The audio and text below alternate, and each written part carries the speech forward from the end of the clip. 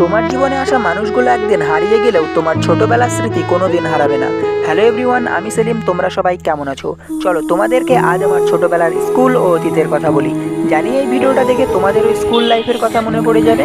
প্রথমেই দেখো, এটা আমার প্রাথমিক বিদ্যালয়, সবাইডাঙ্গা এজিএস প্রাথমিক বিদ্যালয়। আর এটা হলো চড়কপোতা এমএসকে, যেখানে আমি পঞ্চম থেকে সপ্তম শ্রেণী অর্থাৎ 3 বছর পড়াশোনা করেছিলাম। আর এটা হলো আমার হাই স্কুল, যেটা বার্নিয়াতে অবস্থিত। আর বার্নিয়া হলো আমার প্রিয় জায়গাগুলোর মধ্যে একটি অন্যতম। আর এই জায়গাটায় আমি টিউশন এসে বসে বসে শান্ত পরিবেশ ও শান্ত মানুষগুলোকে অনুভব করতাম। আর এই রাস্তাটা দেখো কত সুন্দর। এই রাস্তার সঙ্গে জড়িয়ে আছে আমার শান্ত, স্নিগ্ধ ও সুন্দর অতীত।